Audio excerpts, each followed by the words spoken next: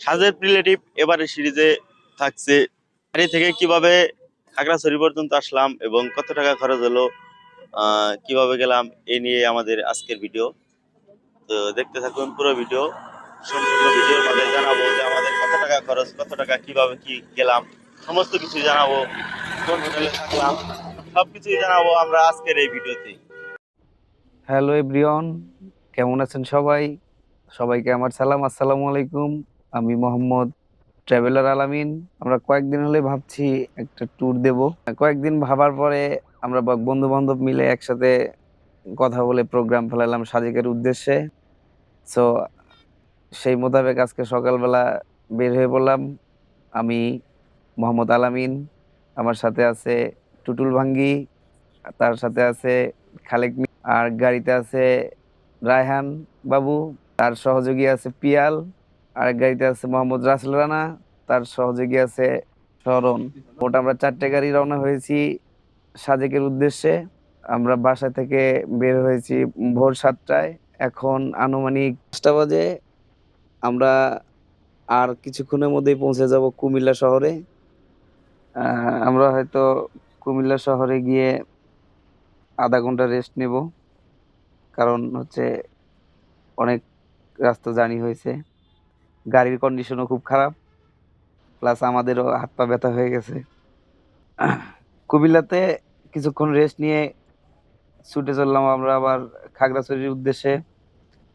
আসলে কি বলবো, খাগড়াছড়ির রাস্তাটা রাতের বেলা অনেকটাই কঠিন। রাস্তা অনেক সরু, তারপর এক লেনের রাস্তা, দুপাশ থেকে গাড়ি আসে। আর এখানে ব্রেক বা রেস্ট নেওয়ার কোনো সুযোগ নাই, যদিও চাইতেছি একটু রেস্ট নেই, কিন্তু সুযোগ নাই।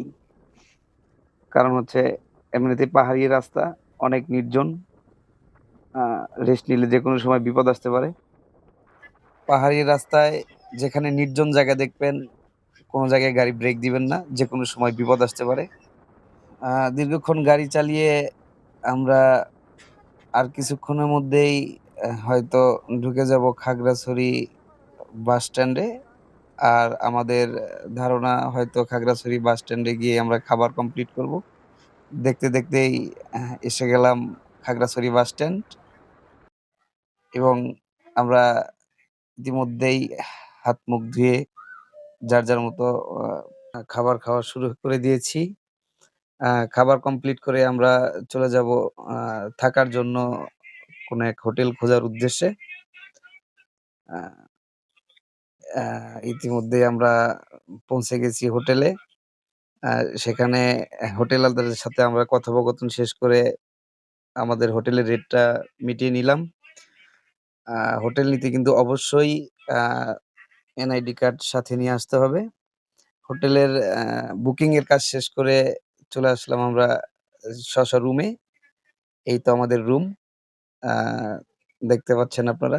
ভিডিও শুরুতেই আমরা বলেছিলাম সিরাজগঞ্জ থেকে খাগড়াছড়ি আসা পর্যন্ত কত টাকা খরচ হবে সেটা বলে দেব। আমরা বলে দিচ্ছি। সিরাজগঞ্জ থেকে বের হয়ে আমি আমার গাড়িতে পেট্রোল উঠাইছিলাম ১,০০০ টাকার। দুপুরে লাঞ্চ করেছিলাম ১৫০ টাকা।